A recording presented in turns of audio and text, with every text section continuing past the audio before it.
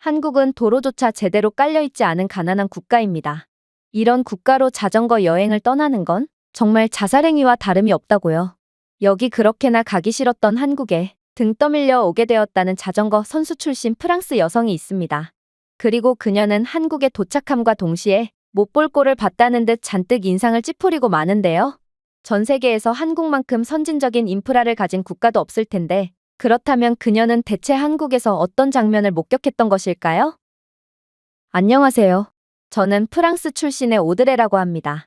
아무래도 대부분의 사람들이 각자가 즐기는 취미 하나쯤은 있을 거라고 생각하는데 제 경우는 취미에 인생까지 걸었을 정도로 취미에 그 누구보다 진심인 상태인데요. 저는 자전거 타는 것을 몹시도 좋아하는데 실제로 사이클링 대회도 나가봤고 또 해외여행을 갈 때마다 자전거를 가지고 다니며 이곳저곳을 자전거로 돌아다녀 봤을 정도로 자전거에 반쯤 미친 상태거든요. 그리고 이러한 제 취미를 소개할 때 친구 카롤린은 절대로 빼놓을 수 없을 것 같은데요. 그녀는 자전거 동호회에서 만난 친구인데 그녀 또한 저 못지않은 자전거 애호가이고 실제로 저희 둘은 함께 해외 자전거 여행도 가봤을 정도로 궁합이 정말로 잘 맞는 친구 사이거든요.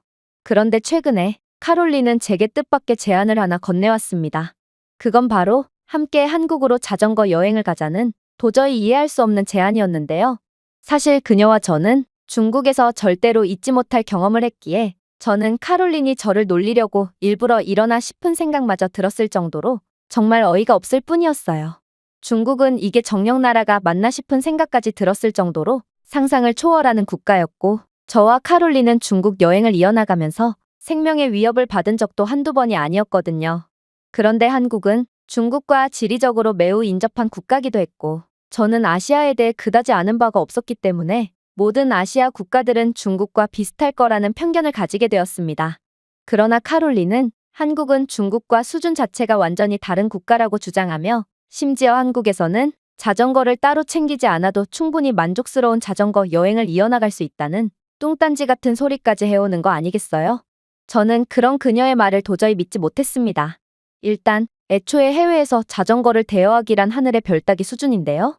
아무래도 각종 경범죄 천국인 유럽에서는 자전거 절도 등의 문제가 매우 흔해서 여권 제출에 보증금 지불까지 상당히 까다로운 절차를 거쳐야 하는 게 일반적이거든요.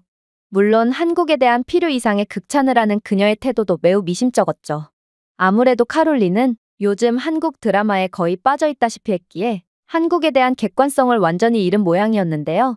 그러나 그녀는 만약 자신의 말이 거짓이거나 한국에서 결점을 하나라도 찾는다면 자신이 여행 경비를 모두 부담하겠다는 파격적인 제안까지 건네왔고 그렇게 저는 속는 셈 치고 한국을 한번 경험해보기로 결정하게 됩니다. 물론 저는 카롤린의 말을 전부 다 믿지는 못했고 결국 제 개인 자전거는 따로 챙기게 되었는데요. 하지만 카롤린은 정말로 자전거는커녕 거의 아무것도 챙기지 않은 채 한국행 비행기에 올랐고 그렇게 저희의 기묘한 한국 여행은 시작되었습니다. 그리고 제가 한국에 대한 충격적인 첫인상을 가지게 되기까지는 그리 오랜 시간이 걸리지 않았죠. 저희가 마침내 한국에 도착한 뒤 이동을 위해 지하철에 탑승하게 되었을 때 저는 그 즉시 한국은 분명 일반적인 국가는 아니라는 것을 느끼게 되었거든요. 왜냐하면 보통 외국에 처음 도착하면 대중교통 이용 방법 등을 숙지하느라 꽤 많은 시간을 헤매게 되는 것이 당연한데요. 그러나 한국에서는 상황이 완전히 다르더라고요. 한국 지하철역에는 웬 대형 키오스크 하나가 설치되어 있길래 뭔가 싶었더니 알고 보니 한국은 가야 하는 장소나 숙소를 키오스크에 입력하면 자동으로 숙소로 향하는 경로와 어떤 지하철표를 발권해야 하는지를 정확히 알려주고 있었고 저는 그저 결제만 하면 모든 상황이 해결되는 상황이었습니다.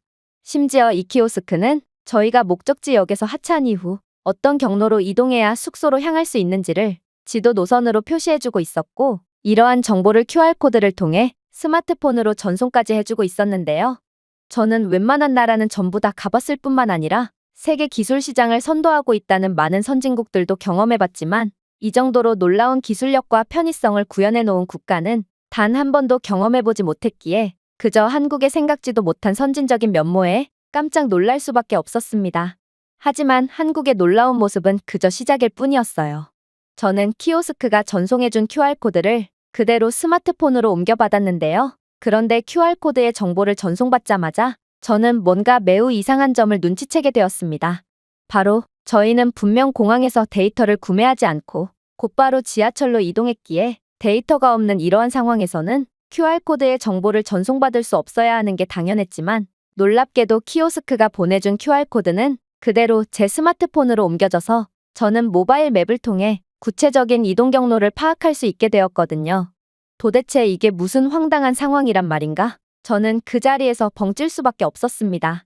하지만 카롤린은 아직도 이러한 수상한 상황을 눈치채지 못했는지 그저 그토록 기대했던 한국에 왔다는 사실만으로도 기쁜지 연신 미소만을 짓고 있는 거 아니겠어요? 저는 그런 바보 같은 표정을 짓고 있는 그녀에게 도대체 우리는 데이터를 구매하지도 않았는데 어떻게 데이터를 이용할 수 있는 거냐며 거의 따지듯 물어보게 되었는데요. 그러자 카롤린은 정말 생각지도 못한 답변을 건네오기 시작하더라고요. 왜겠어? 내 스마트폰이 귀신이라도 들려서 그런 거겠어? 오드레, 너 한국은 세계에서 가장 진보된 통신 인프라를 가지고 있는 거 아니? 한국은 지하철 등의 공공장소에서 마저 5G 속도의 무료 초고속 와이파이를 제공하고 있기에 우리는 따로 데이터를 구매하지 않아도 초고속으로 인터넷을 사용할 수 있는 거라고. 이건 정말 말도 안 되는 상황이었습니다. 지하철에서 무료 인터넷이 제공되다니 이건 들어본 적도 없는 비현실적인 인프라였거든요. 프랑스에서는 지하철에서 와이파이는커녕 데이터와 통화조차 제대로 안 터지는 게 현실이고 프랑스를 비롯한 웬만한 유럽 국가들에서는 공항에서조차 변변한 와이파이 하나 제공하지 못하고 있는 게 현실입니다. 물론 저는 프랑스에서 살면서 5G 와이파이를 이용해 본 적 자체가 없죠.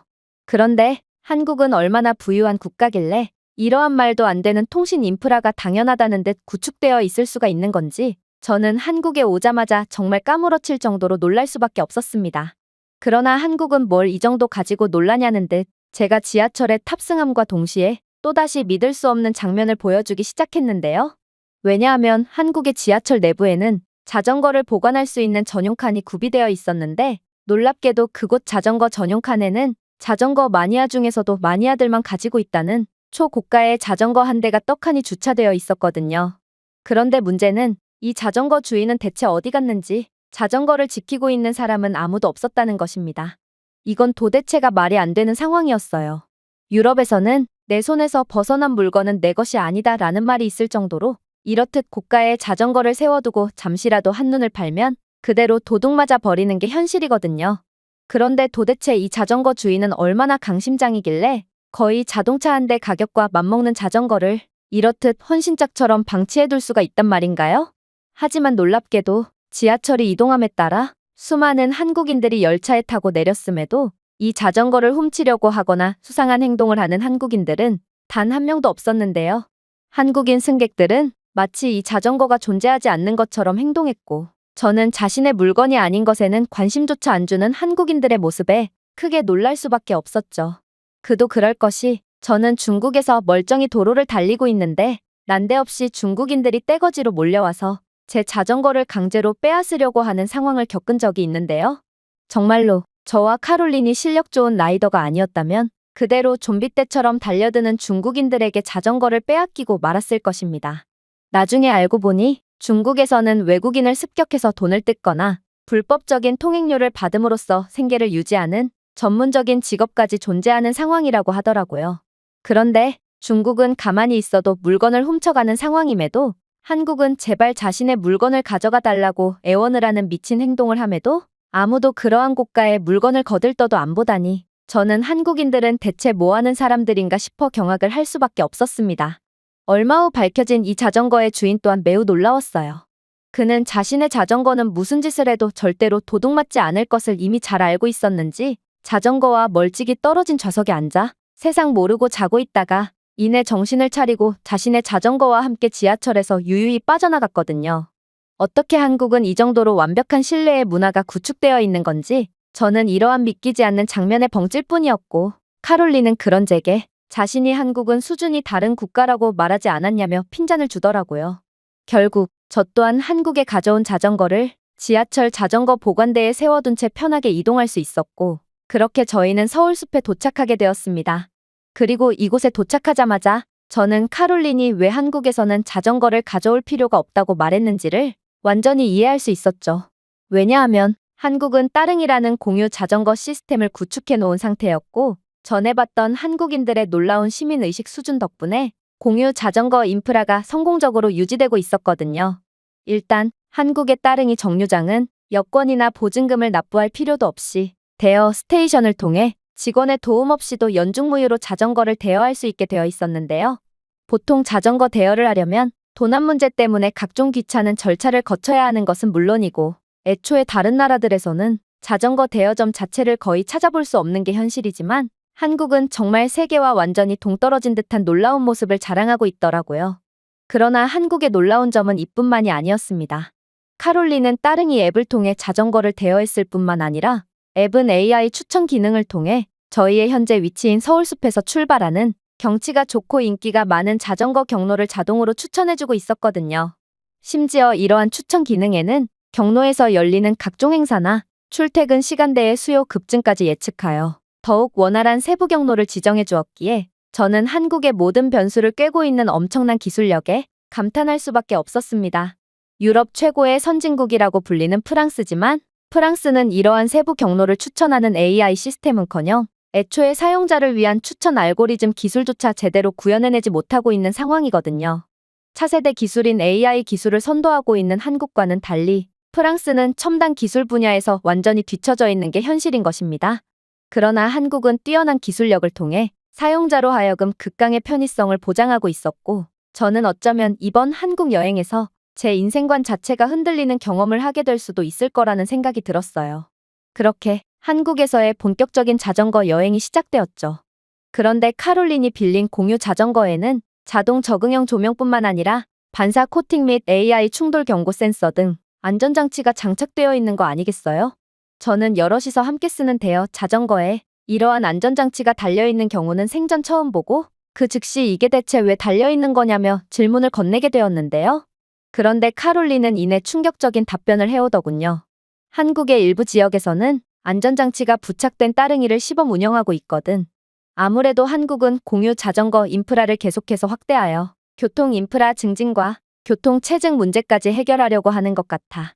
자동차 수요를 자전거로 대체하려는 생각을 하다니 정말 똑똑한 나라지.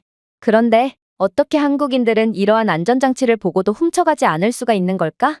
프랑스에서는 이러한 안전장치뿐만 아니라 자전거는 물론이고 차량까지 아무렇지 않게 훔쳐가고 있는데 말이야.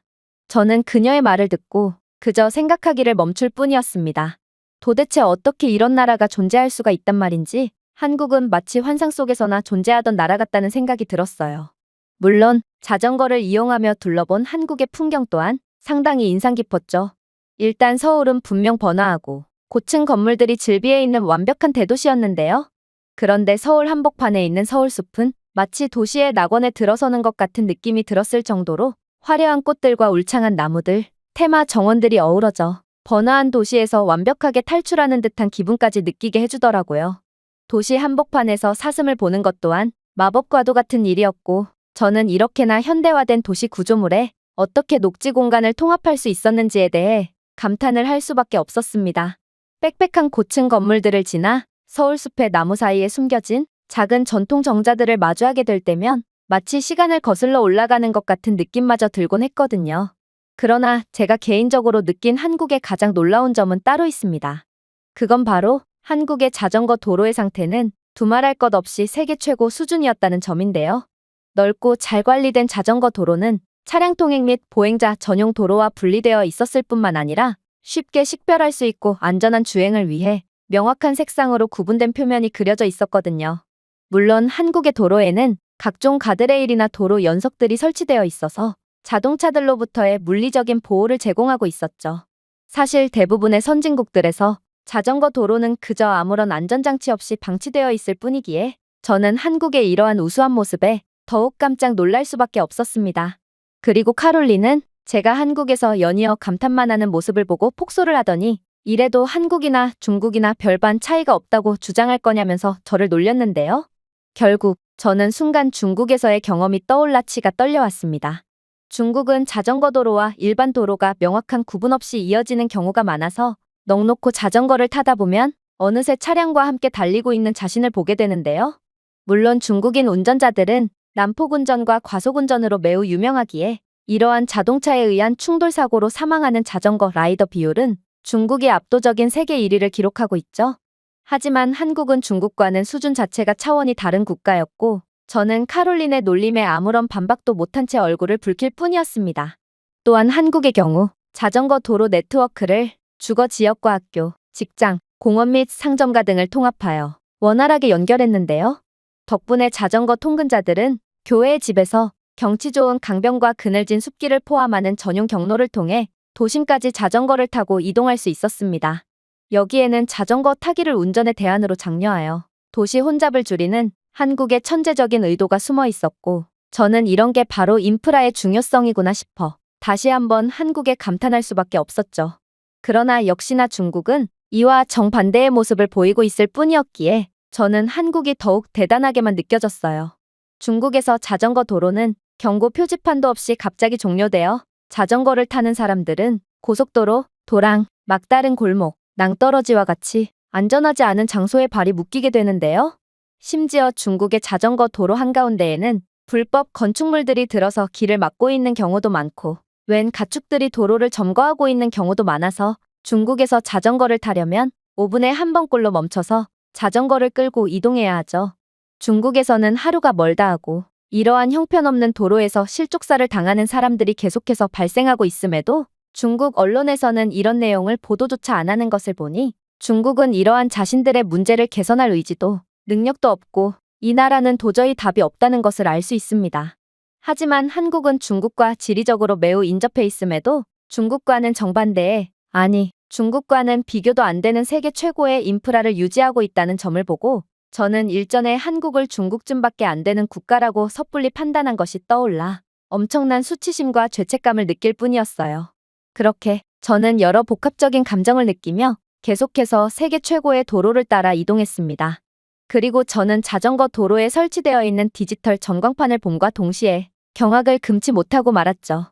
왜냐하면 전광판은 날씨 예보를 보여주고 있었는데 저는 한국의 주간일보를 보고 전날에 엄청난 비가 내렸다는 사실을 알게 되었거든요. 사실 폭우가 내리면 며칠간은 원활한 라이딩을 즐길 수가 없습니다. 왜냐하면 도로는 웅덩이로 가득해지고 또 도로 표면이 미끄러워져서 제대로 된 라이딩을 할 수가 없거든요. 그리고 중국의 경우는 조금 더 심했는데 중국은 안 그래도 도로가 포트홀 및 균열로 가득한 상태였고 도로 포장 상태도 형편없었는데 배수 시스템까지 엉망이었거든요. 그래서 중국에서는 비가 왔다 하면 3일 이상은 도로가 아예 잠긴 상태로 유지되고 형편없는 도로 포장 상태 때문에 도로는 비가 오기만 하면 진흙밭이 되어 며칠간 이용 자체를 못할 수준으로 변해버립니다. 중국에서 쓰레기들이 둥둥 떠다니는 침수된 자전거 도로를 며칠간이나 억지로 달려야 했던 기분은 정말 절대로 잊지 못할 악몽과도 같았죠. 그러나 한국의 도로는 전혀 달랐습니다. 일단 한국의 도로는 매끄러운 아스팔트와 같은 충격 흡수성 소재로 제작되어 마모를 최소화하도록 설계되었을 뿐더러 투과성 포장은 배수를 향상시켜 비가 아무리 오더라도 웅덩이와 미끄러운 표면을 방지하고 있었거든요. 그래서 한국에서는 비가 온 직후에도 최고 컨디션의 도로에서 안전한 라이딩을 즐길 수 있던 것입니다.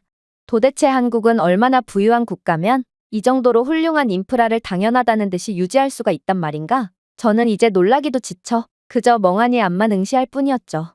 그렇게 이런저런 생각을 하며 라이딩을 즐기다 보니 저는 어느새 한강 자전거 도로에 도착하게 되었는데요.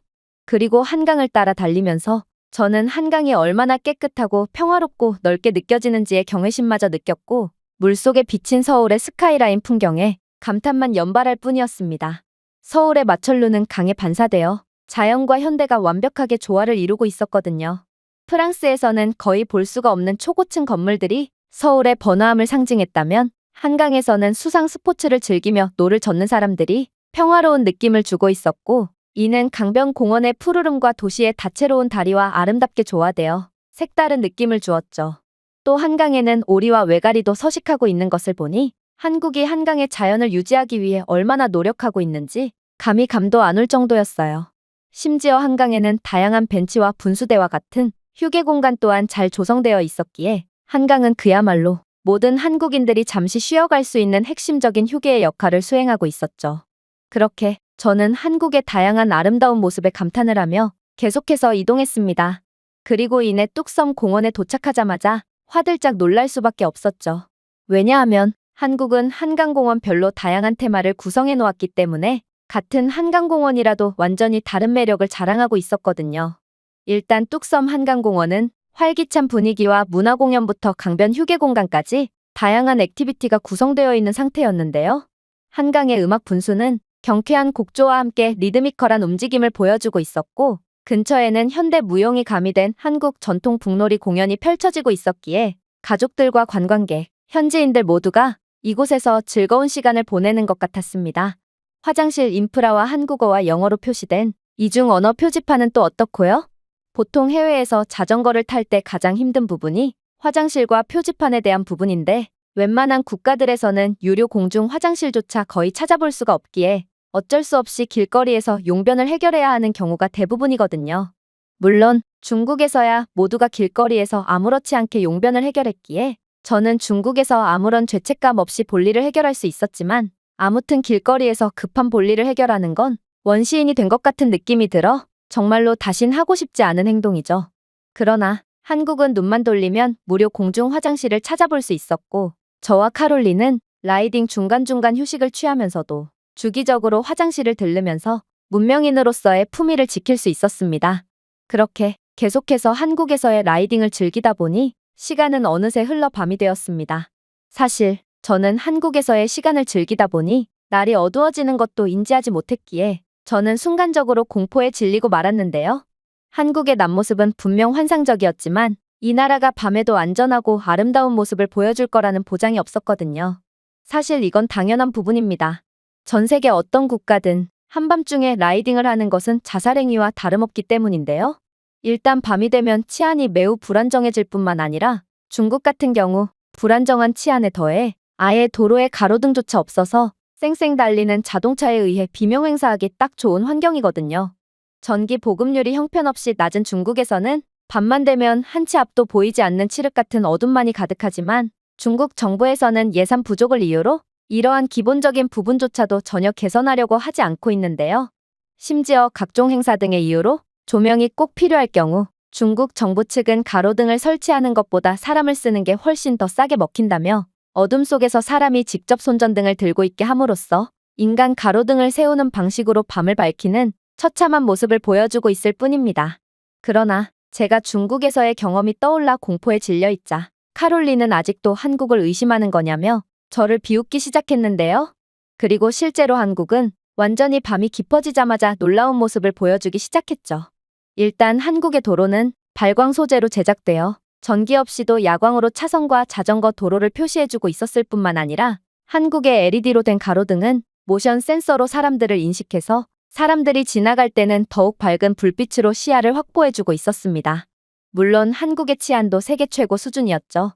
한국에서는 여자나 초등학생들도 아무런 위협 없이 밤거리를 걷고 있었고, 저 또한 한국의 밤길에서 그 어떠한 위협도 느끼지 못했거든요. 심지어 몇몇 초등학생들은 밤 골목으로 들어감에도 무선 이어폰을 끼고 가는 것을 보니 한국은 정말로 범죄 따위는 절대로 일어나지 않는 청정구역인 듯 보였죠.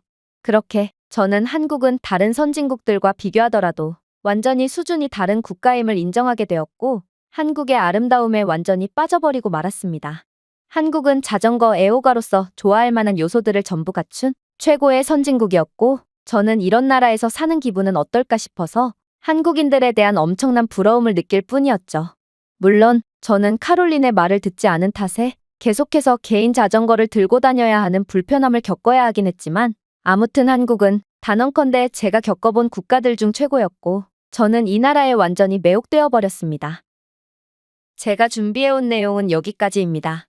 끝까지 시청해주셔서 진심으로 감사드리며 여러분들의 구독과 좋아요, 알림 설정은 영상 제작에 큰 힘이 됩니다. 이상 세모튜브였습니다. 한국은 지독한 난쟁이들의 국가입니다. 그리고 한국인들의 키가 작은 건 이들의 열등한 유전자와 연관이 있죠. 여기 한국인들은 못생기고 키도 작은 민족이라고 주장하며 한국인들에 비해 키도 크고 잘생긴 자신이 한국 여자들을 모조리 꼬셔주겠다며 의기양양하게 한국에 입국한 중국인이 있습니다. 그렇다면 그가 과연 한국에서 자신이 원하는 바를 이룰 수 있었을까요? 안녕하세요. 저는 중국 출신의 융이라고 합니다. 저는 중국에서 나름 상위 1%의 엘리트로 인정받고 있고, 주위의 부러움을 한 몸에 받으며 꽤 만족스러운 삶을 살고 있는데요. 그도 그럴 것이 저는 중국 인류의 명문대를 졸업한 뒤 중국에서 최고로 알아준다는 대기업에 취직까지 했을 뿐더러 키도 169cm에 달하기 때문에 중국 평균 키를 아득히 초월하는 큰 키를 가졌거든요. 그래서 중국에서 있을 때 제겐 늘 여자들이 끊이질 않았습니다. 그러나 저는 이러한 중국 여자들의 관계에서 늘 현타만 느껴야 했죠. 왜냐하면 중국 여자들은 너무나도 속물적이고 뭔가 제 능력과 돈에 너무나도 집착을 한다는 느낌을 지울 수가 없었거든요. 생각을 해보세요. 저는 월급을 80만 원이나 받고 있고 이건 중국 상위 1%에 해당되는 월급입니다. 물론 저는 토요일까지 근무를 하며 주 6일 근무를 하기에 가능한 월급이지만 이러한 주 6일 근무를 감안한다고 해도 이건 중국에서 엄청나게 큰 돈이라는 거죠. 그리고 제가 이처럼 고연봉을 받아서 그런지 제가 만나는 중국 여자들은 죄다 제게 결혼을 하자며 매달리곤 했어요. 문제는 중국은 차일이라고 불리는 결혼 지참금 문화가 있다는 것입니다. 중국은 신랑이 신부 측에 돈을 줘야 결혼을 할 수 있는 국가로 보통 신랑은 3천만 원 정도를 신부에게 줘야 합니다.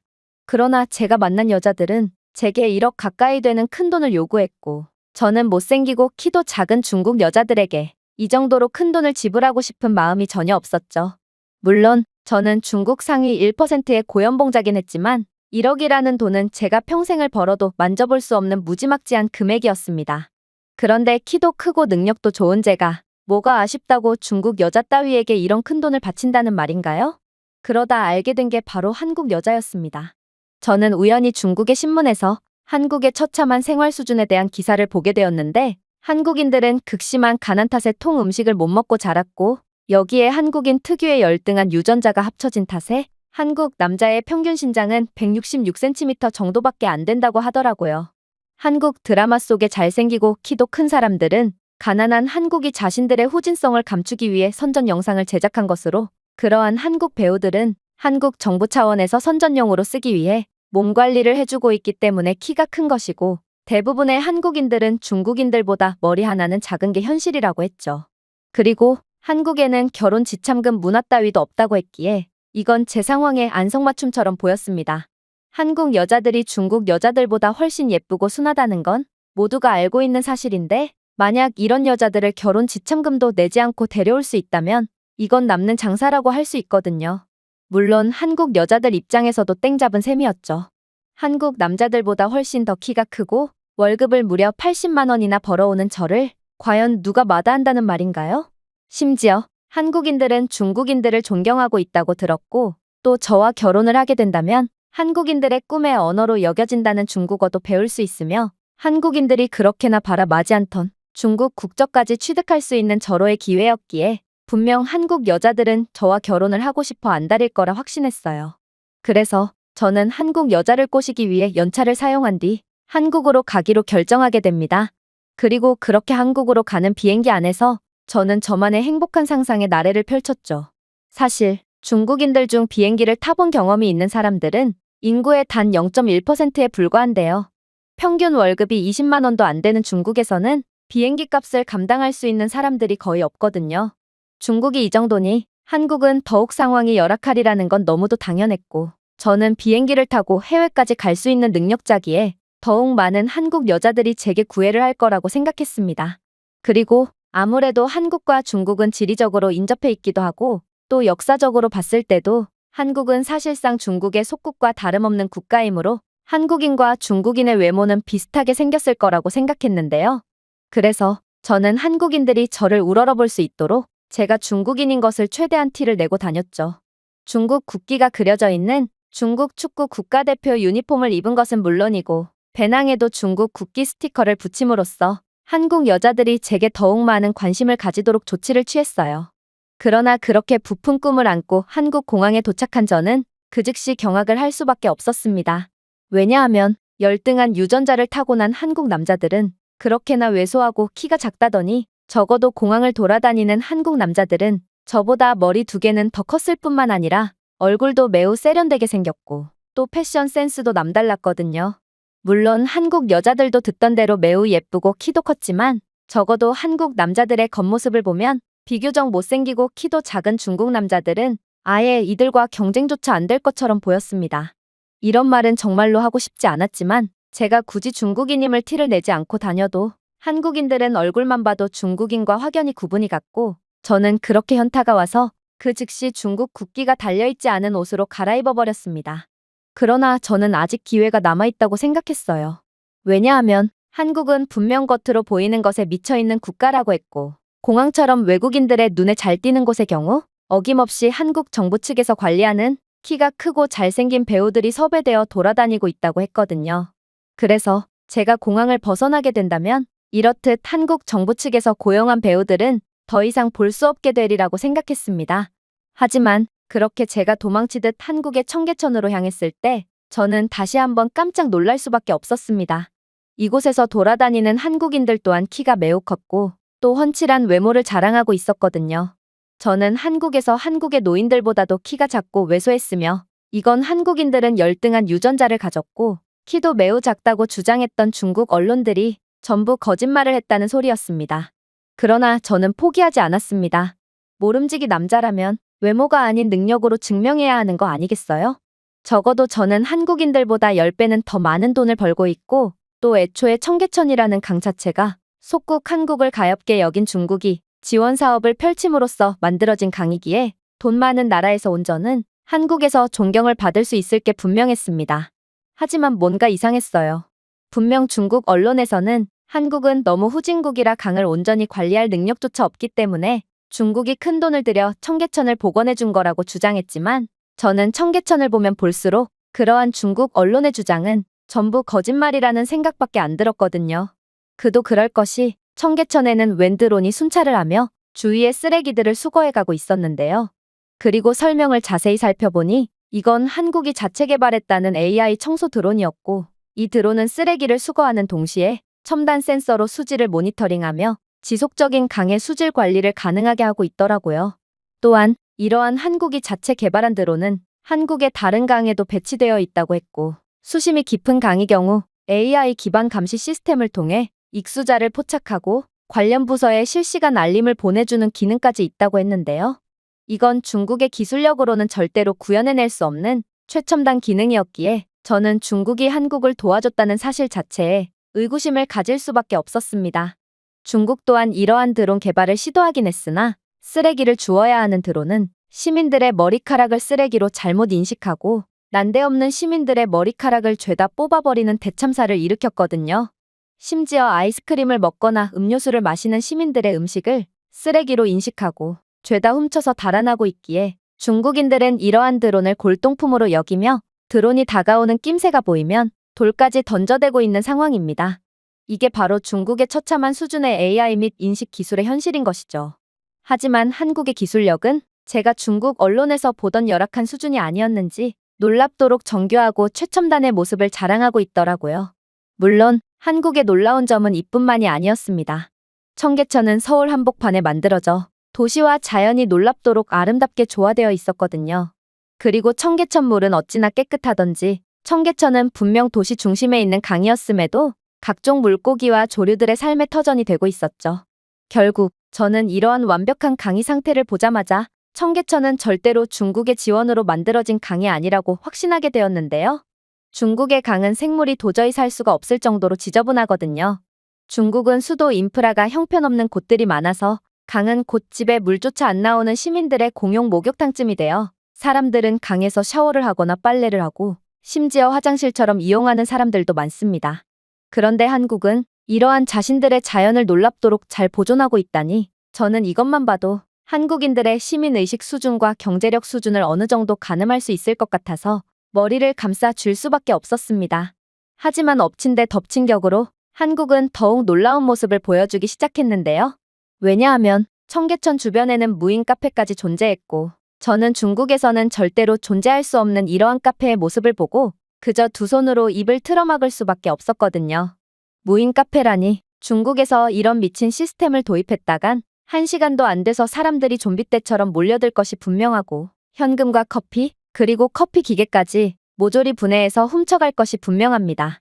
실제로 한 번은 중국 대기업에서 야심차게 무인 카페 프로젝트를 진행했고 홍보를 위해 체인점 20곳을 한 번에 내는 파격적인 행보를 보인 적이 있었는데요. 그러나 단 하루도 안 돼요. 무인 카페 점포 20곳 모두 먼지 한 톨 남지 않았을 정도로 깡그리 털린 일화는 중국은 100년이 지나도 무인 인프라가 자리 잡힐 수가 없을 거라는 전국적인 패배의식을 불러일으켰습니다. 그러나 한국은 전혀 달랐습니다. 한국의 무인 카페는 방문객이 키오스크를 통해 결제를 한 뒤 기계가 만든 커피와 냉장시설에서 바로 공급되는 디저트를 받아가는 방식으로 운영되고 있었고, 한국인들은 아무도 무인 카페에서 무언가를 훔쳐갈 생각을 하지 않고 있었거든요. 또한 카페 용품은 센서를 통해 추적된 소비량에 따라 정기적으로 재입고되고 있다고 했는데요. 그야말로 한국은 기술력 하나로 모든 자동화 시스템을 구현해 놓은 셈이었습니다. 그리고 한국인들은 감시하는 사람이 없었음에도 1인 1음료의 원칙을 지키며 끝까지 수준 높은 모습을 보여주고 있었는데요. 저는 한국이 이렇게나 선진적인 모습을 보여주리라고는 정말 상상조차 하지 못했고, 그저 놀란 토끼 눈을 뜨며 머리를 감싸줄 뿐이었습니다. 하지만 가장 충격적이었던 점은 역시나 한국의 물가였습니다. 저는 분명 중국 언론에서 한국은 가난한 국가이므로 중국인들의 한 달 생활비로 한국에서 1년은 살 수 있다고 들었지만, 이곳 카페의 커피 가격은 제 생각보다도 훨씬 비쌌거든요. 다른 한국인들, 심지어 초등학생쯤 되어 보이는 어린아이들조차 이러한 커피 가격이 전혀 부담되지 않는다는 듯 비싼 디저트까지 아무렇지 않게 주문하고 있었지만, 중국 상위 1%였던 저는 이러한 커피값을 도저히 감당할 수가 없었고, 결국 저는 구경만 실컷 한 채로 그 자리에서 도망 나오고 말았습니다. 그러면서 저는 중국인은 아무리 돈이 많아도 사치를 부리지 않는 검소한 민족이며, 한국인은 가난한 주제의 분수에 맞지 않게 소비를 하는 멍청한 민족이라는 자기 합리화를 하며 편의점에 들어가게 되었습니다. 카페에서 커피를 마시나 청계천이 잘 보이는 편의점에서 커피를 마시나 그 맛은 똑같을 수밖에 없거든요. 그런데 저는 그렇게 편의점에 들어가자마자 화들짝 놀랄 수밖에 없었습니다. 왜냐하면 편의점에서 아르바이트를 하고 있는 한국 여성 직원이 너무나도 아름다웠기 때문이죠. 저는 얼굴도 하얗고 키도 큰 그녀의 겉모습에 완전히 푹 빠질 수밖에 없었지만, 한 가지 걸리는 점이 있었습니다. 분명 중국 언론에서는 한국인들은 키가 작고 형편없는 겉모습을 가졌다고 했지만, 그건 사실이 아니었는지 한국 길거리에는 중국이었다면 배우 재앙까지 들어올 정도의 훤칠한 키와 세련된 얼굴을 가진 사람들 투성이었기 때문입니다. 저는 중국에서야 키가 큰 편이었지 한국인들 앞에서는 지독한 난쟁이일 뿐이었으므로 저는 상황을 객관적으로 분석해보기로 했어요. 그리고 제가 한국에서 얼굴과 키로 승부를 보는 것은 완전히 무리라고 판단했고, 결국 저는 중국이라는 국가의 경쟁력과 돈으로 승부를 보기로 결정했죠. 그래서 저는 그렇게 그녀에게 중국어를 구사하며 연락처를 물어보게 되었는데요. 그런데 분명 한국인들은 중국을 존경하고 중국인이 되고 싶어 하므로 중국인들만 보면 중국어를 배우기 위해 매달린다는 중국 언론의 보도와는 달리 그녀는 제 중국어를 단 한마디도 알아듣지 못하는 거 아니겠어요? 한국인들은 중국인이 되고 싶어 한다는 것도 전부 거짓말이었다는 말인가? 저는 매우 당황할 수밖에 없었습니다. 그러나 역시 이 한국인 직원만 유별난 거라는 자기 합리화를 하며 마지막 비장의 카드를 꺼내기로 했죠. 그건 바로 돈이었습니다. 물론 한국의 인프라는 중국과는 비교도 안 될 정도로 훌륭한 것은 인정하겠지만, 저는 분명 한국인들 개개인은 몹시도 가난할 거라고 확신했거든요. 그래서 저는 월급 80만 원을 받는 중국 상위 1%의 고소득자고, 저와 결혼을 한다면 중국 국적을 가질 수도 있고 세계에서 가장 대우받는 중국어도 배울 수 있다며 그녀에게 구애를 했습니다. 하지만 이내 상상치도 못한 상황이 펼쳐졌죠. 한국인 아르바이트생은 픽 웃더니 유창한 영어를 구사하며 충격적인 이야기를 해왔거든요. 월급 80만 원이 중국 상위 1%예요? 그런데 이걸 어쩌죠? 저는 주말에만 편의점 아르바이트를 하고 있음에도 당신보다 많은 돈을 벌고 있거든요. 그런데 당신 물건을 고르는 척하면서 30분째나 저를 몰래 힐끔힐끔 쳐다보고 있는데 소름 돋으니 제발 좀 나가주시겠어요? 보아하니 돈이 당신에게 남은 마지막 비장의 카드였던 것 같은데 혹시 더 보여줄 카드가 남은 건가요? 저는 그녀의 말을 듣고 큰 충격에 빠질 수밖에 없었습니다. 저야 중국 상위 1%의 엘리트이므로 영어를 구사할 수 있는 거지만 한국인들은 어떻게 평범한 아르바이트생마저 유창한 영어를 구사할 수가 있단 말인지 이들의 교육 수준은 중국을 아득히 뛰어넘고 있었거든요. 심지어 저는 주 6일을 일해서 겨우 월급 80만 원을 버는데 한국인들은 주말 아르바이트만 해도 저보다 많은 돈을 벌 수 있다는 것도 도저히 말이 안 됐습니다. 중국에서는 최고의 명문대에서도 손꼽히는 성적을 거둬야만 월급 80만 원을 벌 수 있거든요. 하지만 한국에서는 그저 누구나 일할 수 있는 편의점에서 주말만 일해도 월 80만 원 이상을 벌다니, 이건 한국은 중국과는 비교도 안 되는 선진국이자 경제적으로 부유한 국가라는 것을 뜻했기에 저는 그저 입을 떡 벌린 채 할 말을 잃고 말았습니다. 결국 저는 자기방어 심리가 발동했고, 이건 도저히 말이 안 되는 상황이라고 생각하게 됩니다. 그래서 저는 그녀가 가난하다는 것에 대한 자존심이 상해서 거짓말을 하고 있는 거라고 생각하기로 했죠. 저는 넓은 아량을 가진 중국인으로서 필사적으로 가난을 숨기려는 그녀를 이해하기로 결정했는데요. 따라서 저는 그녀에게 이곳 편의점에서 1+1으로 구매한 커피 중 하나를 건네게 됩니다. 한국의 편의점 물가는 어림잡아봐도 중국에 비해 두세 배나 비쌌고, 가난한 한국인들의 월급으로는 도저히 편의점 커피를 구매할 수 없을 거라고 생각했거든요. 그런데 한국인 여직원은 또다시 믿기지가 않는 이야기를 해오기 시작했습니다. 커피는 됐으니 제발 이제 좀 그만해주세요. 여기 제가 마시고 있는 스타벅스 커피 안 보이세요? 중국에서는 이렇게 30분씩이나 사람을 괴롭혀도 별 문제가 되지 않는 모양이지만 한국에서 이건 범죄라고요. 정말로 그녀 옆에는 스타벅스 커피가 자리를 지키고 있었고, 저는 그 모습에 경악을 할 수밖에 없었습니다. 스타벅스는 매우 비싼 커피로 중국에서는 상류층들만이 겨우 마실 수 있는 커피거든요. 저는 월급 80만 원을 버는 고소득자지만 그런 저도 정말 특별한 날에만 손을 바들바들 떨면서 겨우 구매할 수 있는 게 바로 스타벅스 커피입니다. 그런데 어떻게 한국에서는 편의점 직원조차 스타벅스 커피를 아무렇지도 않게 구매할 수가 있단 말인가요? 저는 역시나 한국인들은 가난한 자신들의 주제도 모르고 턱도 없는 소비를 하는 바보들이라고 자기 합리화를 했고, 그렇게 궁시렁궁시렁대며 편의점을 빠져나갔습니다. 저는 그녀처럼 주제도 모르고 씀씀이까지 해픈 여자라면 안 만나는 게 이득이라고 생각하며 툴툴대며 다음 일정을 소화했죠.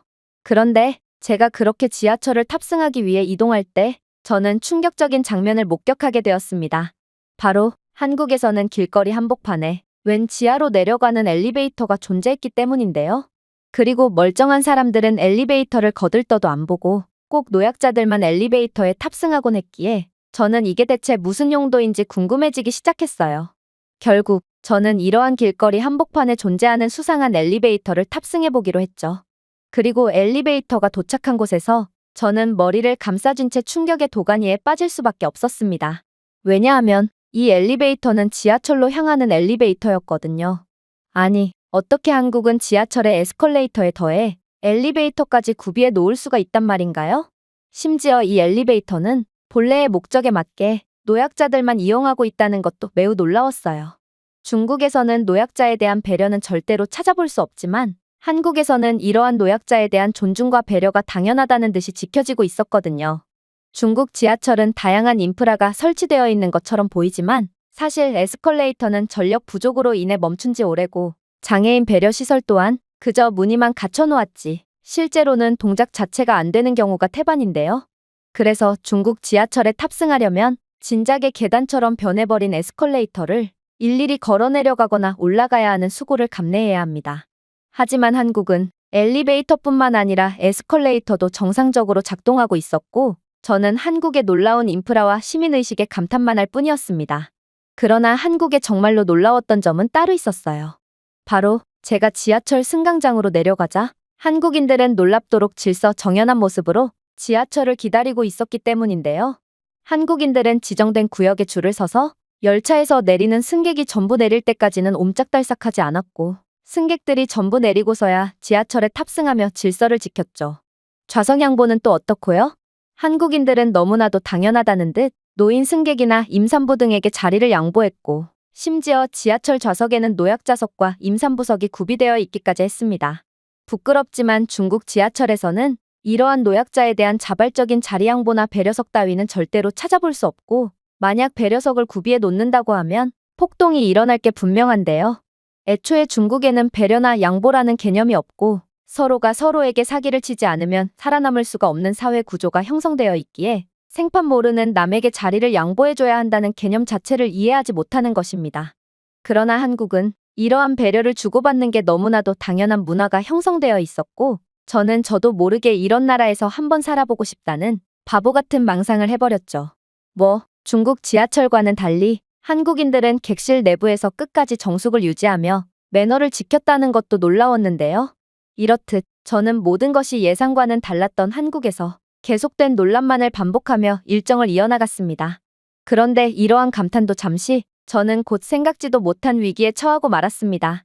바로 제가 짊어지고 있던 배낭이 너무 무거웠던 탓일까? 저는 지하철에서 중심을 잃고 그대로 넘어지고 말았거든요. 그런데 제가 넘어지자마자 놀라운 상황이 펼쳐지기 시작했습니다. 왜냐하면 지하철 좌석에 앉아있던 웬 한국인 소녀가 즉시 제게 달려오더니 이내 영어로 괜찮냐며 안부를 묻고 그대로 자신이 앉던 자리를 양보해 주었기 때문이었는데요.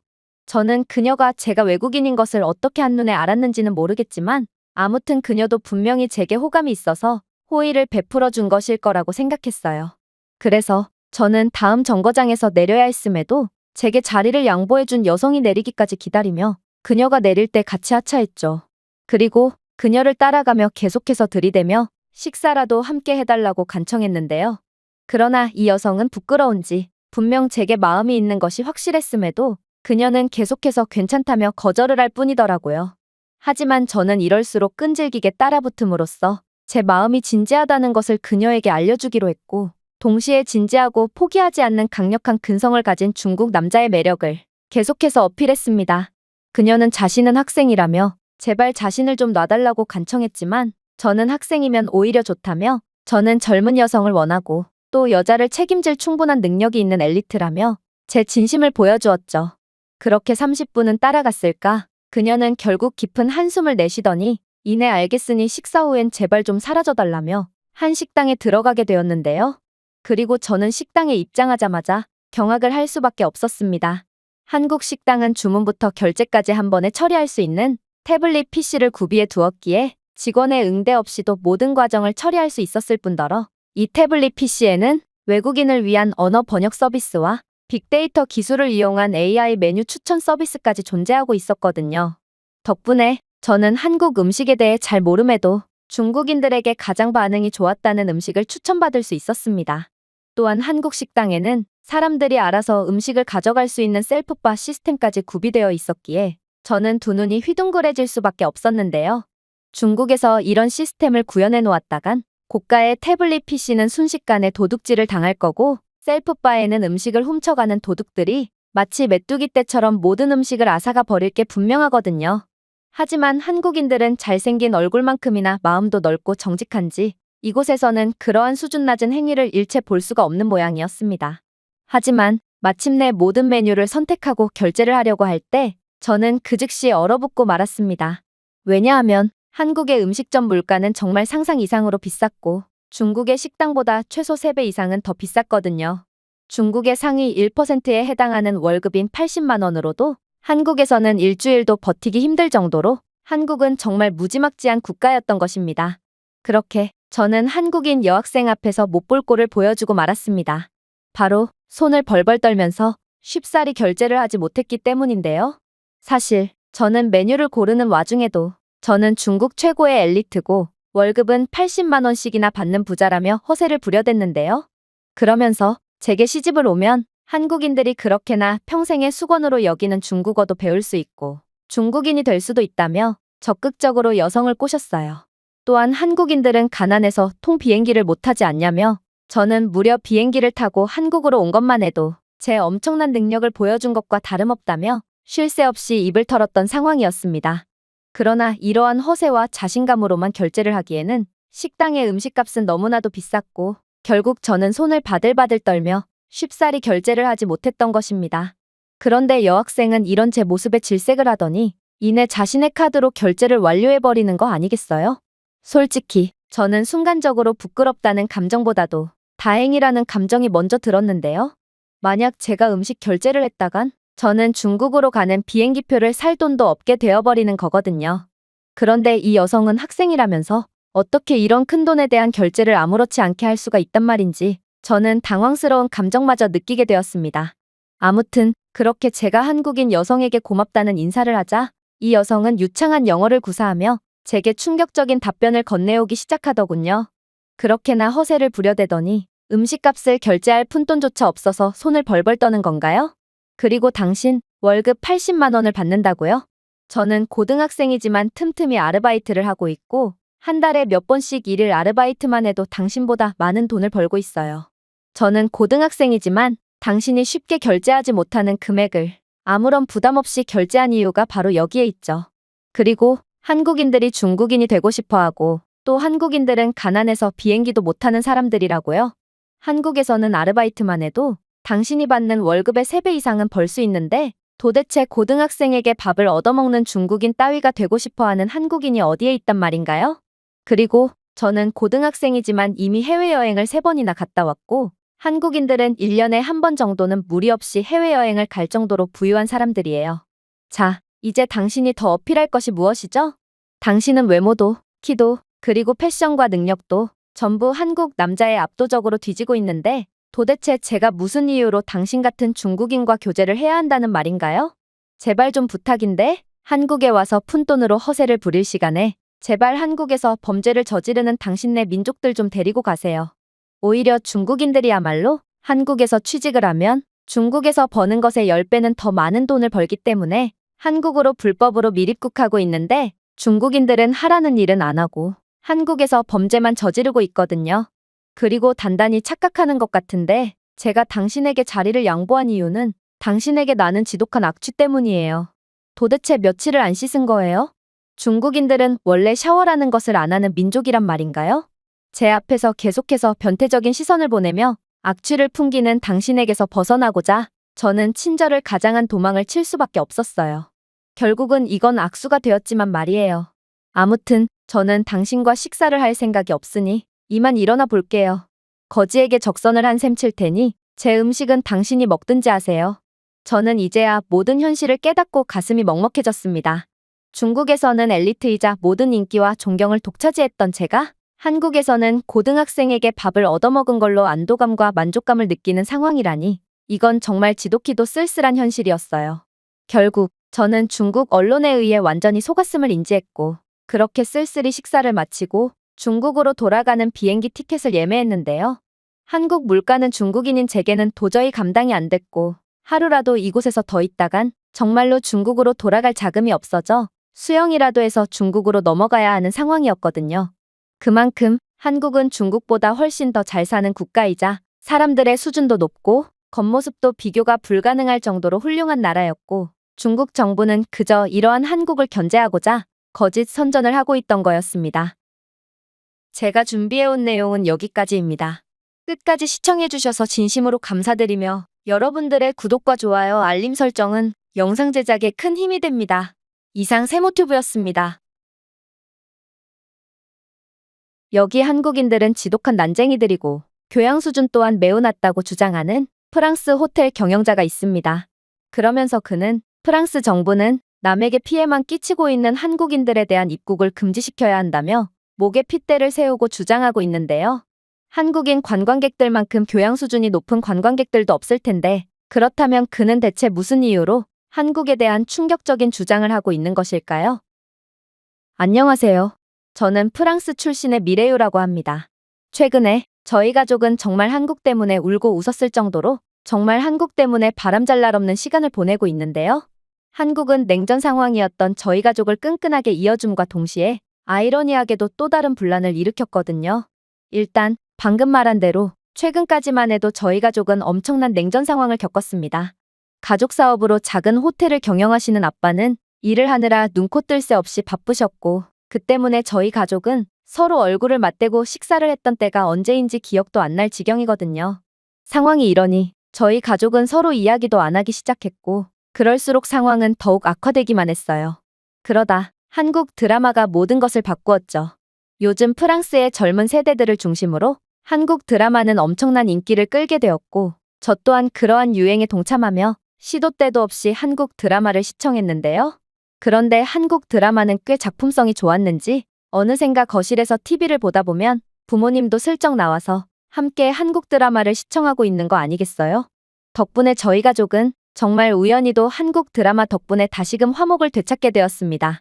그러나 이렇듯 고마운 한국 드라마지만 아빠는 한국 드라마의 작품성은 인정하시면서도 한국이라는 나라 자체는 그다지 좋아하지 않으셨어요. 왜냐하면 아빠는 자신이 이렇게나 바쁘게 일하고 또 아무리 노력해도 호텔이 적자 연속에 망해가는 이유도 전부 다 한국 때문이라며 화를 내셨거든요. 이건 도대체가 말이 안 되는 상황이었습니다. 한국인들은 전 세계로부터 환영받는 사람들인데 어떻게 이런 사람들이 아빠의 호텔에 피해를 줄 수가 있단 말인가요? 그러나 아빠는 단호하셨죠. 미래유, 한국 드라마의 작품성이 훌륭한 건 인정하겠다만 드라마는 그저 드라마일 뿐이란다. 아빠의 호텔에 방문하는 한국인들이 얼마나 수준이 낮고 막대먹은 놈들인지 알기나 하니? 일단 한국인들은 정찰제인 호텔에서도 자신들은 한국인이니 방값을 깎아달라는 엉터리 번역 앱을 내밀며 터무니없는 흥정을 하는 것은 기본이고 흥정을 받아들이지 않으면 보복을 가하기 일쑤란다. 한 번은 2박 3일만 묵고 간 한국인 가족이 난방과 전기 그리고 수도를 몇 개월어치나 쓰고 갔길래 처음에는 계량기가 고장난 줄 알았는데 그들이 쓰고 간 방을 확인해 본 결과 경악을 금치 못하고 말았던 적도 있지. 이들은 24시간 내내 물을 콸콸 틀고 있었고 심지어 창문을 열어놓은 상태로 난방과 에어컨을 동시에 켜며 그야말로 호텔 측에 손해를 주기 위해 작정하고 진상짓을 했던 거였어. 당연히 나는 숙소에 묵었던 한국인 가족에게 당장 전화를 걸었지. 그러나 돌아온 건 조롱뿐이었어. 그들은 기괴한 번역 앱을 틀며 그깟 방 하나 대여해주면서 무슨 돈까지 받냐는 황당한 주장을 했고 어차피 자신들이 물과 전기를 많이 사용해봤자 호텔 측은 남는 장사 아니냐며 그대로 전화를 끊어버렸거든. 어린 자녀를 둔 부모라는 사람들이 이런 말도 안 되는 행동을 했던 거야. 그리고 이런 일은 종종 있는 일이기에 호텔은 적자를 보는 달도 꽤나 있지. 하지만 무엇보다 충격적인 점은 따로 있어. 바로 한국인들은 샴푸병부터 헤어드라이어까지 모든 비품을 전부 훔쳐갔다는 거야. 한국인들이 비품을 구비해 놓는 족족 훔쳐가니 호텔 입장에서는 도저히 비품을 구비해둘 수가 없었고 그럴수록 다른 손님들은 비품이 부족한 우리 호텔을 찾지 않게 되는 악순환의 고리가 계속되는 거지. 그 외에도 한국인들은 2인용 객실을 예약한 뒤 직원들이 한눈을 판 사이에 몰래 방으로 들어가서 2인용 객실을 10명 이상이 사용하는 경우도 있는데 이렇게 정원 초과된 방은 꼭 초토화된 상태로 남겨지기에 한국인들은 정말 받을수록 손해인 최악의 손님이라고 할 수 있어. 이건 정말 믿을 수가 없는 소리였습니다. 한국인들은 오히려 자신들이 사용했던 방을 깨끗이 청소하면 청소했지. 이런 교양 없는 행동으로 남에게 피해를 주는 사람들이 절대로 아니었거든요. 그리고 아빠가 말한 행동들은 전형적인 중국인들의 행동이었기에 저는 아무래도 중국인들이 한국인인 척하며 아빠의 호텔에서 피해를 끼친 것임을 확신했어요. 요즘 프랑스에서는 한국인에 대한 인기가 대단하고 한국인들만 보면 웰컴 드링크를 준다든지 무료 객실 업그레이드 서비스를 제공한다든지 하며 한국인들을 우대해주고 있는데요.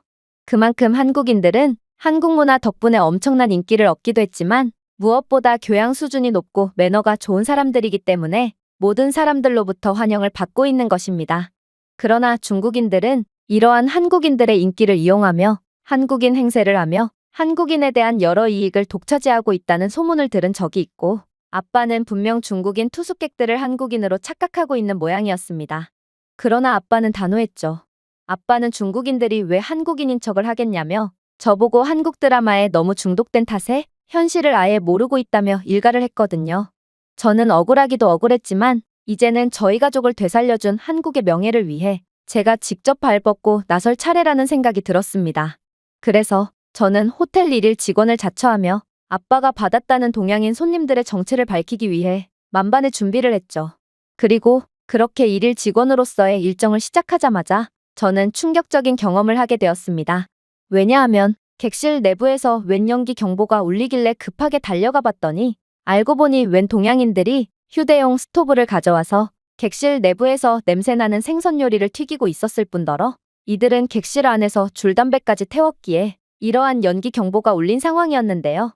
그런데 분명 객실 내부에서는 취사 금지와 금연이라는 것을 입실 전에 전달받았을 텐데도 이들은 그러한 호텔 규칙 따위는 깡그리 무시한 채 그저 자신들은 한국인인데 이 정도 배려는 해줄 수 있지 않냐며 한국 호텔에서는 객실 내 취사 및 흡연이 전부 가능하다며 오히려 화를 내는 거 아니겠어요? 그런데 그들이 구사한 언어는 분명 한국어가 아니었으며 그들이 내민 번역 앱 또한 한국어에서 불어로 언어 변환을 한 게 아닌 웬 한자가 불어로 언어 변환이 되어 있었기에 저는 이들이 중국인이라는 것을 단번에 알아차릴 수 있었습니다. 역시나 한국인들이 이러한 기괴한 행동을 할 리는 없었고 아빠는 이러한 중국인들의 한국인 행세에 완전히 속아 넘어간 모양이었죠. 물론 다른 위장 한국인들 또한 마찬가지였어요. 이들은 일단 겉모습만 봐도 전부 짧은 스포츠 머리에 상의를 가슴께까지 올리고 다니는 상상을 초월하는 패션을 선보였는데요. 거기에 키도 작고 머리는 도대체 언제 감았는지 그들의 떼꾸정물과 함께 흐르는 머릿기름만 보더라도 이들은 하루에 한 번 이상은 반드시 샤워를 하는 한국인들이라고 보기에는 무리가 있어 보였죠. 그런데 어이가 없던 건 이들은 청결에는 관심도 없음에도 호텔의 세탁 서비스가 무료라는 사실을 깨닫자마자 구매한 이래로 단 한 번도 세탁한 적이 없어 보이는 자신들의 누더기 옷들을 전부 맡겼다는 건데요. 보통의 투숙객들은 여분의 옷 두세 벌만 맡기는 게 일반적이지만 중국인들은 자신들이 입고 있는 속옷만 남겨두고 전부 옷을 벗은 뒤 그대로 의류 10수벌을 맡기며 심지어 자신들의 진흙투성이의 신발과 가방까지 세탁을 맡기는 등 정말 공짜라면 사족을 못 쓰는 모습을 보이더라고요. 이 외에도 저는 중국인들이 쓰고 초토화가 된 방을 청소하느라 제대로 쉬지도 못하고 일해야 했습니다. 저는 이런 사람들을 고객으로 맞이해야 했던 아빠의 노고에 울컥하는 감정이 들었고 아빠가 그동안 바쁠 수밖에 없었다는 생각에 다시금 눈시울이 붉어졌습니다. 그러나 희망은 있었습니다. 저는 여권 검사만 제대로 한다면 아빠의 호텔은 분명 예전과 같은 평온한 상태로 돌아갈 수 있을 거라고 확신했거든요. 그래서 저는 아빠가 본 사람들은 한국인이 아니라 전부 중국인들이라고 주장했죠. 아빠가 봤다는 동양인들은 한국어를 구사하지도 않았고 무엇보다 키가 작고 왜소하며 겉모습도 무척이나 지저분했어요. 이건 절대로 한국인의 특징이라고 할 수 없어요. 한국인들은 웬만한 프랑스인들보다 키가 크고 체격 조건도 좋을 뿐만 아니라 무엇보다도 한국인들은 세계에서 가장 깨끗한 사람들이거든요. 하지만 아빠는 여전히 단호하더라고요. 미래유, 제발 정신 좀 차리렴. 이런 소규모 호텔에서 일일이 여권 검사를 하는 것은 도저히 불가능하단다. 일단 손님들에게도 불편함을 유발할 수 있고 호텔의 박리담회식 시스템상 모든 투숙객들에 대한 철저한 여권 검사는 도저히 실시할 수가 없지. 그리고 중국인들이 왜 구태여 한국인인 척을 하겠니? 아니, 이런 부분들은 둘째로 치자꾸나. 내가 언급한 한국인의 키 부분이야말로 도저히 말이 안 되는 부분이거든. 한국인들은 동양인일 뿐인데 어떻게 서양인인 프랑스인보다 키가 클 수가 있겠니? 아무래도 너는 한국 드라마에 중독돼서 사리 분별을 못하게 된 모양이구나. 드라마 속의 한국인 배우들이 키가 큰 것은 그저 그들이 배우이기 때문인데 어째서 그러한 화면 속의 장면을 그대로 믿는다는 말이니? 아빠는 저를 한심하다는 듯 타일렀고 결국 열받은 저는 특단의 술을 사용하기로 했습니다. 그건 바로 아빠의 자존심을 건드는 거였는데요. 아빠는 자존심이 몹시 센 전형적인 프랑스 남자기에 이런 아빠를 구워 삶는 건 제게 식은 죽 먹기였거든요. 편견 속에 갇힌 건 오히려 아빠 아니에요? 아빠는 한국인들보다 키가 작고 왜소하므로 그저 아빠보다 남자다운 겉모습을 가지고 있는 한국 남자들을 질투하는 것일 뿐이에요. 저는 아빠의 자존심을 완전히 긁어놓았고 아빠가 정말로 자신 있다면 한국에 함께 가서 한국인들의 모습을 직접 확인해보자는 미끼를 던졌는데요. 물론 이건 한국에 한번 가보고 싶은 제 사심이 담기기도 했고 또 아빠가 중국인의 실체를 알고 이에 대한 조치를 취하게 된다면 호텔은 더욱 발전할 수 있을 거라는 제 확신에 기반하기도 했어요. 역시나 아빠는 제 발언에 완전히 뒤집어졌고 그렇게 미끼를 문 아빠는 당장 다음 주에 한국으로 떠나자며 그 자리에서 항공권을 예매해버렸는데요. 저는 그렇게나 꿈에 그리던 한국에 간다는 사실에 매우 설레었지만 한편으로는 걱정도 됐어요. 저는 한국에 가본 적이 없고 제가 아는 한국은 드라마 속의 모습과 제가 개인적으로 조사해서 간접적으로 알게 된 모습밖에 없거든요. 그런데 만약 아빠 말대로 한국 드라마가 전부 거짓이거나 제가 조사했던 한국이 그저 과대평가되었을 뿐이라면 저는 체면을 완전히 구기게 되는 셈이었습니다. 그렇게 저는 설렘 반 긴장 반으로 한국에 입국하게 되었죠. 그리고 저는 마침내 한국에 입국하자마자 그 자리에서 선체로 굳어버리고 말았습니다. 왜냐하면 한국은 기대 그 이상의 국가였거든요. 오히려 드라마 속의 한국의 모습이 과소평가되었다고 느낄 정도로 말입니다. 일단 한국 공항은 제가 생각했던 것보다 훨씬 더 거대했고 프랑스의 열악한 공항과는 달리 최첨단 인프라로 가득했는데요. 한국 공항에서는 청소도 사람이 아닌 로봇이 실시했고 짐꾼 로봇과 비서 로봇이 공항 곳곳을 돌아다니며 관광객들에게 최대한의 편의를 제공하고 있더라고요. 그러나 가장 놀라웠던 점은 한국인들은 예상보다도 키가 훨씬 컸다는 사실이었습니다. 아빠는 키가 175cm로 프랑스에서는 키가 꽤 큰 편에 속했는데요. 하지만 공항을 이용하는 한국인들은 대부분이 아빠보다 훨씬 큰 신장을 자랑하고 있었고, 그렇게나 동양인은 서양인보다 키가 클 수가 없고, 이건 유전적인 한계이기 때문에 절대적인 불변의 법칙이라며 침을 튀어가며 주장하시던 아빠는 그 즉시 합주기가 되어 한국 남자들의 가슴팍만 응시하실 뿐이었죠. 왜냐하면 한국인들은 정말로 아빠보다 머리 하나는 더 컸기에 아빠는 한국인들의 가슴팍만 응시할 수밖에 없었거든요. 그러면서도 아빠는 괜히 민망했는지 한국 여자들은 키가 너무나도 커서 저는 저보다 머리 하나는 더 큰 한국 여자들에게 완전히 가려진다며 괜히 시비를 걸었는데요. 그러나 아빠는 한국 남자의 압도적인 키와 체격에 긴장을 하셨는지 그렇게 시비를 거는 아빠의 목소리는 덜덜 떨리고 있을 뿐이었습니다. 아빠는 한국 공항에 도착하자마자 한국 드라마는 과장된 것이 아닌 오히려 한국은 아직도 과소평가되었음을 완전히 인지한 모양이었는데요. 그러나 아빠는 괜한 자존심을 부리며 한국은 기대했던 것보다 형편이 없다며 이러면 한국과 중국이 다를 게 뭐냐며 마음에도 없는 소리를 하시곤 했습니다. 저는 이러한 아빠의 솔직하지 못한 태도에 학을 떼면서도 일단 정해진 일정을 소화하기 위해 공항 내부에 있는 지하철로 향했죠. 지하철이라는 말에 아빠는 질색을 하며 택시를 타자고 주장했어요. 아빠는 돈은 얼마든지 낼 테니 제발 지하철은 타지 말자며 계집아이 같은 비명을 질러댔는데요. 그도 그럴 것이 프랑스 지하철은 우범지대의 상징 같은 곳이거든요. 지하철뿐만이 아닙니다. 프랑스의 공공시설은 모든 사람에게 접근 권한이 있고 그래서인지 이러한 공공시설물을 함부로 쓴다든지 혹은 약물이나 각종 불법 행위에 장이되는 일도 비일비재하거든요.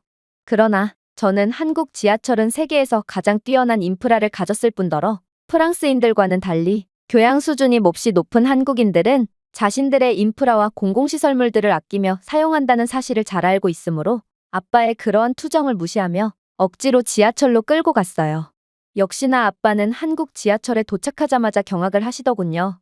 미래유, 이게 대체 다 뭐란 말이니? 어떻게 한국 지하철에는 그 비싸다는 스크린 도어가 전부 설치될 수 있는 것이며 또 각종 방독면이나 소화기, 제세동기 등 고급 안전용품까지 구비해 놓을 수 있는 거야? 이건 정말 보고도 못 믿겠어. 사실 프랑스 지하철은 한국만큼 고급 안전 및 구호용품을 갖추진 못했지만 그래도 기본적인 소화기 정도는 구비해두곤 했어요. 그러나 프랑스인들은 이러한 소화기마저 전부 훔쳐가서 팔아먹는 바람에 프랑스 지하철에는 그 어떠한 안전용품도 찾아볼 수 없죠. 그러나 한국은 전혀 달랐습니다.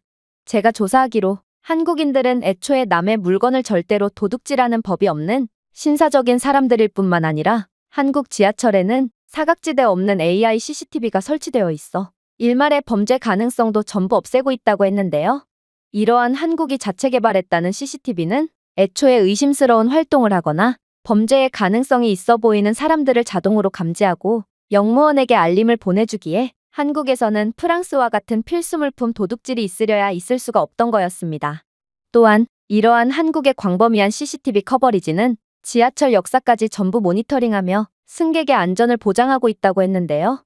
프랑스에서는 취객이 선로로 떨어진다거나 혹은 지하철을 기다리는 승객들을 대상으로 한 묻지마 범죄를 어렵지 않게 찾아볼 수 있지만 한국에서는 스크린 도어와 더불어 잠재적인 범죄까지 예방할 수 있는 AI CCTV 인프라까지 갖춰놓은 상태기에 이러한 실수나 범죄를 원천 차단하고 있었죠. 하지만 가장 놀라웠던 건 바로 한국인들 그 자체였어요. 인천공항처럼 거대한 공간에 있었을 때는 한국인들의 큰 신장이 그렇게 체감되지는 않았지만 지하철 역사 내부의 좁은 통로로 들어오니 한국인들은 생각보다도 훨씬 크다는 것을 느끼게 되었거든요. 분명 키가 175cm인 아빠는 자신은 한국에서 걸리버쯤이 되어 모든 한국인들을 내려다볼 거라며 허세를 부려댔지만 현실은 한국 여자들조차 아빠와 그다지 신장 차이가 나지 않아 보일 정도였고 결국 아빠는 일전에 자신감을 모조리 상실한 채 땅만 쳐다볼 뿐이었습니다. 그러나 아빠의 이러한 고난은 여기서 끝이 아니었어요. 저희가 탑승한 지하철은 사람들로 미어터졌고 결국 저희는 한국인들과 바싹 밀착한 상태로 가야 했거든요. 문제는 한국인들은 저희 부녀보다 훨씬 키가 컸다는 것입니다. 한국 남자들은 거의 지하철 위쪽에 있는 짐 보관대에 머리가 닿을 정도로 키가 컸고 한국 여자들도 매우 늘씬해서 저와 머리 하나는 차이 날 정도로 키가 컸는데요.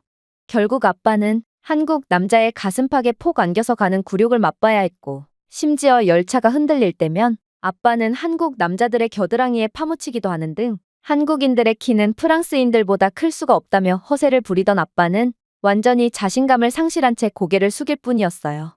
물론 저도 마찬가지였죠. 결국 저희 부녀는 마치 한국인이라는 거대한 나무에 매달려 있는 나무늘보처럼 지하철에서의 시간 내내 한국인들의 가슴팍만 보며 한국인들에게 매달려서 이동해야 했습니다. 하지만 이러한 뜻밖의 이동을 하던 와중 저희는 곧 또 다른 시련에 빠지고 말았습니다. 왜냐하면 저희는 다음 지하철역에서 하차해야 했는데 지하철 내부는 사람들로 옴짝달싹을 할 수가 없을 정도로 혼잡했기 때문이죠.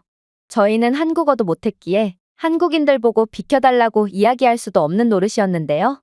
그런데 그렇게 눈치만 보며 발만 동동 구르던 그때 믿을 수 없는 장면이 펼쳐지기 시작했어요. 어떤 중년의 한국인 남성이 어찌할 바를 모르고 있던 저희를 유심히 지켜보더니 이내 다른 한국인들 보고 한국어를 사용하며 뭐라고 외치기 시작했기 때문인데요.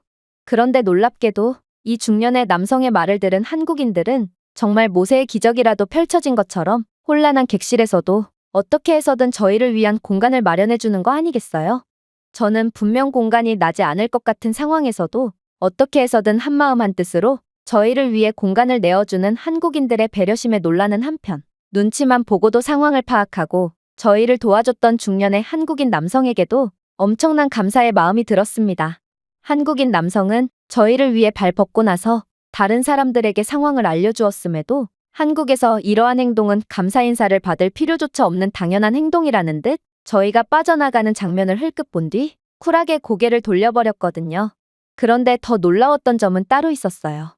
저희는 인파 속을 헤매면서 이동하느라 객실에서 빠져나가는데 꽤나 오랜 시간이 걸렸지만 한국인 승객들은 먼저 내리는 사람이 전부 내리기 전까지는 절대로 탑승하지 않는 신사적인 사람들이었기에 느릿느릿 하차하는 저희를 끝까지 기다려줬거든요. 이건 프랑스인들의 수준과는 완전히 다른 교양 수준이었기에 아빠는 특히나 더욱 깜짝 놀라셨죠. 사실 아빠가 지하철이라면 학을 떼는 이유는 프랑스의 비위생적이고 범죄가 만연한 지하철 환경 탓도 있지만 바로 배려라고는 눈꼽만큼도 찾아볼 수 없는 모습 때문이기도 한데요. 일단 프랑스 지하철에서는 사람이 먼저 내리기 전에 탑승하는 행위는 매우 당연하게 여겨지고 지하철에 탑승하려는 사람들은 다른 사람들이 내리고 있건 말건 그저 자리에 앉기 위해 성난 황소처럼 돌진하곤 합니다. 그래서 프랑스에서는 힘이 센 사람만이 지하철 자리에 앉을 수 있다는 우스갯소리까지 있는데요. 먼저 내리려는 자들과 타려는 자들 간의 어깨싸움에서 승리해야만 비로소 자리를 차지할 수 있기 때문입니다. 또한 제가 아무리 지하철에서 내려야 한다고 해도 프랑스인들은 절대로 남을 위해 공간을 내어주거나 하는 배려를 하지 않으므로 결국 혼잡한 객실에서 제때 하차하지 못해서 두세 정거장 더 이동한 후 하차하는 경우 또한 쉽게 찾아볼 수 있죠. 그러나 한국인들은 배려가 몸에 배어있는 교양 있는 사람들이었고 결국 아빠는 한국인들의 키에 압도당했다는 슬픔을 완전히 털어버리고 한국인들은 어떻게 이렇게 수준이 높을 수가 있냐며 연신 감탄하는 반응을 보이셨습니다. 그렇게 저희는 한국인들 덕분에 무사히 지하철에서 빠져나올 수 있었습니다. 그리고 숙소로 이동하는 길에서 아빠 입장에서는 도저히 잊을 수 없는 충격적인 상황이 발생하고 말았죠. 왜냐하면 지금은 한국의 중학생 하교 시간이었는지 교복을 입은 학생 무리가 학교를 빠져나오고 있었기 때문인데요. 그런데 한국에서는 중학생조차 키가 175cm인 아빠보다 머리 하나는 더 큰 거 아니겠어요? 그러나 아빠는 그들이 중학생이라는 것을 전혀 눈치채지 못했는지 제게 괜한 시비를 걸어오더라고요. 미래유, 저기를 좀 보렴. 저 여자들은 너보다 훨씬 마르고 키도 크잖니. 한국 여자들은 참 키가 크고 날씬한 것 같아. 프랑스 여자들은 키가 작고 뚱뚱하기만 하지만 한국인들은 선천적인 부분에 더해 자신들을 가꾸는 법을 아는 사람들 같구나. 저는 겨우 중학생쯤 되어 보이는 여학생들을 빗대는 아빠의 모습에 학을 떼고 말았습니다. 그래서 한 소리를 안 할 수가 없었죠. 아빠, 저 학생들은 중학생이라고요. 그리고 아빠는 늙어서 눈이 침침해서 그런가? 여학생들 옆에 보이는 남학생은 안 보이는 거예요? 그들은 아빠보다 머리 하나는 더 크다고요. 중학생이 말이에요. 프랑스 남자들은 매일같이 술만 마셔대서 배가 임산부처럼 나왔는데 왜 이런 부분은 나 몰라라 한 채 자꾸만 여자들만 언급하는 거예요? 한국인들과 비교한다면 프랑스인들은 남자나 여자나 전부 글러먹었다고요. 아빠는 제 말에 큰 충격을 받은 듯 몇 초간 멍해지셨습니다. 그러고는 그럴 리가 없다며 저렇게 큰 사람들이 중학생일 수는 없다며 현실을 부정하기 시작했는데요. 그러나 한국 드라마로 어느 정도의 한글은 읽을 수 있게 된 저였기에 저는 그저 조용히 중학교라고 쓰여있는 팻말을 가리키며 저기 한글로 중학교라고 쓰여있는데 한국 드라마를 그렇게 보고도 아직도 저 글자가 무엇을 뜻하는 건지 모르는 거냐며 아빠에게 핀잔을 줄 뿐이었습니다. 결국 아빠는 자신의 실수를 완전히 인정한 눈치였는데요. 아빠는 뜬금없이 자신들은 한국인이므로 호텔 측은 마땅히 자신들에게 서비스를 제공해야 한다고 떼를 쓴다거나 민폐를 부린 뒤 사과 대신 자신은 한국인이니 봐달라는 주장을 했던 동양인들은 전부 키가 무척이나 작고 왜소했다며 그리고 그들의 얼굴 생김새와 패션을 보더라도 그들은 한국인들일 리가 없다며 두 손 두 발을 닫으셨죠. 그도 그럴 것이 중국인들은 매우 촌스럽게 생긴 경향이 있고 패션도 명품 로고만을 지나치게 강조하거나 색깔의 조화를 전혀 고려하지 않은 촌스러운 패션을 구사하는 경향이 있지만 한국인들은 서양인 관점에서 보더라도 매우 세련되게 생겼고 패션도 세계 최고의 패션 국가인 프랑스인들이 보기에도 매우 조화롭고 다채로운 패션을 자랑하거든요. 결국 이제는 아빠도 저처럼 한국인들을 완전히 구분할 수 있게 된 것입니다. 아빠는 그래도 자신이 한국의 중학생보다 작다는 사실은 도저히 인정할 수가 없었는지 하교를 하던 아이들에게 다가가서 정말로 중학생이 맞냐는 질문을 건네기도 했는데요.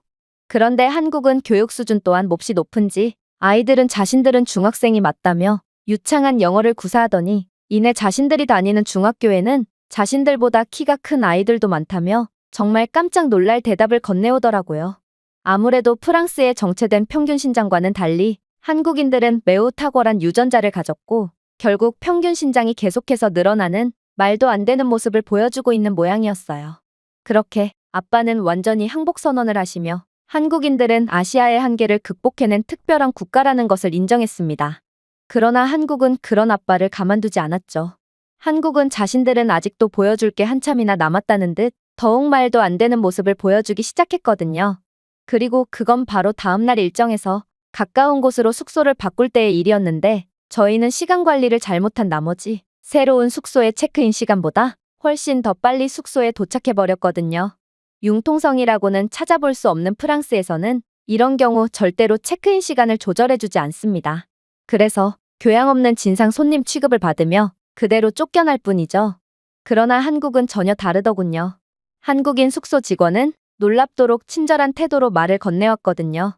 체크인 시간보다 너무 빨리 도착하셨어요. 아직 여러분의 객실은 청소조차 안 된 상태거든요.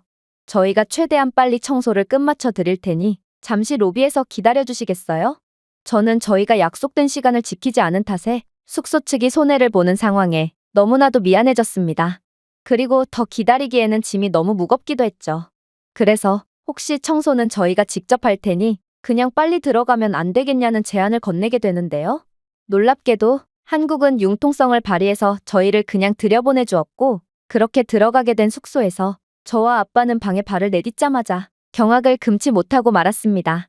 왜냐하면 분명 난장판이 되어 있을 거라고 생각했던 숙소는 마치 청소를 막 마친 직후처럼 매우 깔끔한 상태를 자랑하고 있었거든요. 분명 사람이 사용한 숙소였음에도 침대는 이불까지 완벽하게 개어져 있었고 객실 내부에는 어떠한 쓰레기도 존재하지 않았죠.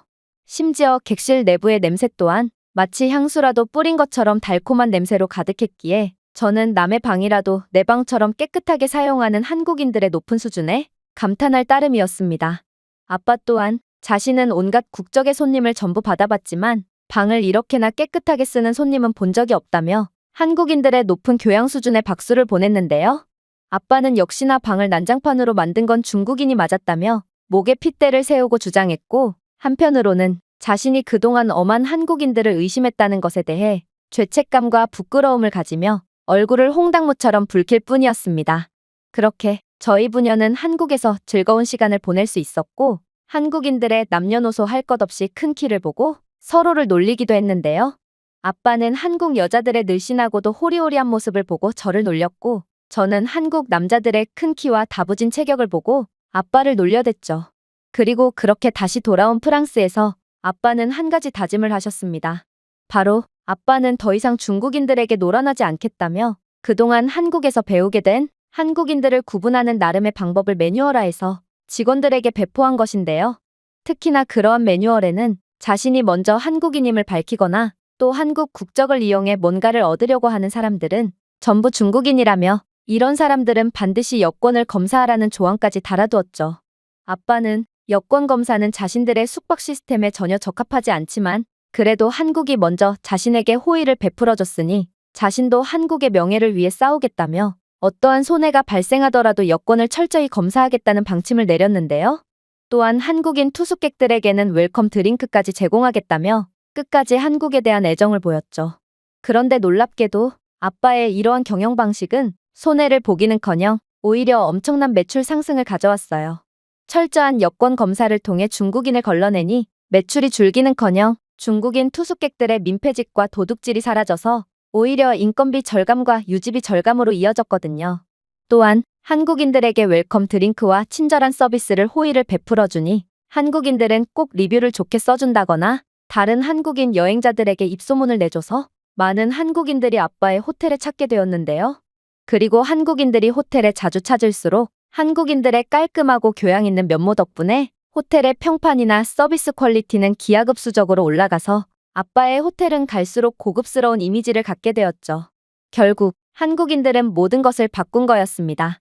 현재 아빠는 한국인들이 가져온 이러한 기적에 늘 한국에 대한 감사함과 존경심을 표하며 오직 한국인 손님들에게만 더 많은 서비스를 돌려주려고 노력 중인데요. 그리고 한국 드라마를 볼 때마다 한국 드라마는 한국이 가진 아름다움과 강점들의 반이반도 보여주지 못한다며 전과는 다른 느낌의 불평을 하고 있는 중이죠. 제가 준비해온 내용은 여기까지입니다.